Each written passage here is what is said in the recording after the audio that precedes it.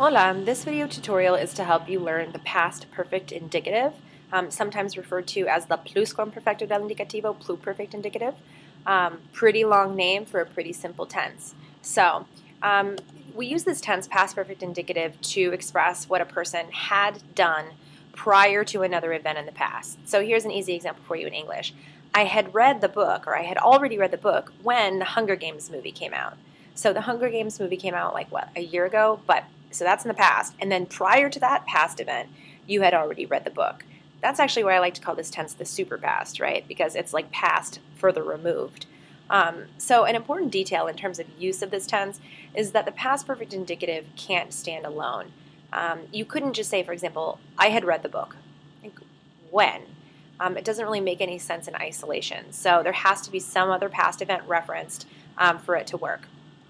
So in this video, we're going to explain how to form the past perfect indicative, aka pluperfect indicative, aka superpast, and I'll also show you how to use it in a sentence.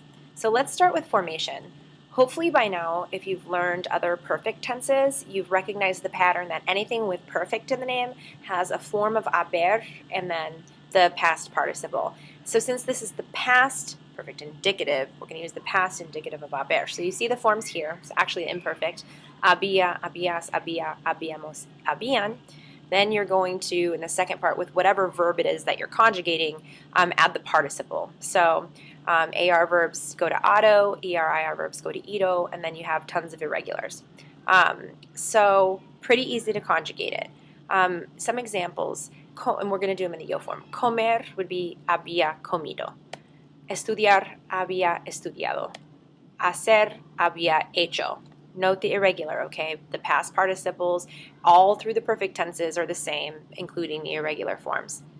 One thing it's also important to note is that the yo form and the LAO usted form look exactly the same, so it's important that you include the subject if you haven't already referenced it so that it's clear.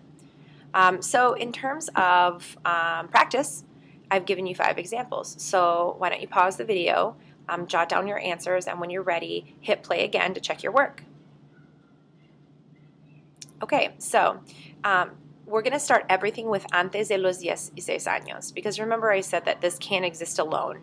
It can't exist in isolation. So we're going to start out by saying, before I was 16 years old, and then we're going to use nunca, as in never. So, antes de los 16 años, nunca habías conducido. Eso quiere decir, before you were 16, you had never driven. You hadn't ever driven before you were 16. Let's assume that you're 17. Number 2, antes de los 16 años, nunca habíamos hecho un capstone. So before we were 16, we had never done a capstone. Número 3, antes de los 16 años, Pablo nunca había leído Great Gatsby. So before he turned 16, Pablo had never read Great Gatsby. So that implies that he has since then, right? Número 4, antes de los 16 años, los estudiantes nunca habían visto un junior speech. And then finally, antes de los 16 años, yo nunca había dicho una mentira. Maybe. So, pretty simple, okay?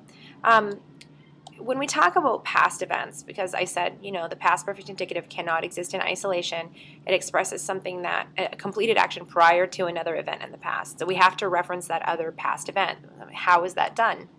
So besides antes de los 16 años, there are other ways to reference past events. One of the more common that you'll see is verbs in the preterite. So here's an example. Cuando los estudiantes finalmente llegaron, yo ya había completado la lección. It says, when the students finally arrived, when they finally showed up, I had already completed the lesson. So you see the preterite verb there, llegaron. So that's our first past event, and we're saying, prior to that, I had completed the lesson. So that's our super past. Okay, also a date in the past can be your reference to a past event. Antes de 2001, yo nunca había visitado Nueva York. Entonces, before 2001, I had never visited New York. So that implies that since then I have. But our first past event is the 2001 date, and we're saying that we had never done that prior. Okay, the other thing that I want to mention is that there are lots of words like ya and todavía, cuando, nunca. These show up a lot in sentences that include the past perfect indicative, so they can sort of help put them together, but that doesn't mean necessarily that they're triggers, okay? So if for some reason you were differentiating between present perfect indicative and past perfect indicative, if you see a word like ja, that doesn't exactly mean that you're going to be using super past, okay? But they're helpful to recognize and obviously useful to add more detail to what you're saying. So I hope that this tutorial has been helpful to you. If you're still struggling to understand either how to form it or how to use it, I would suggest consulting your textbook. You can always find extra practice on a site like Colby or make an appointment with your instructor. Thank you.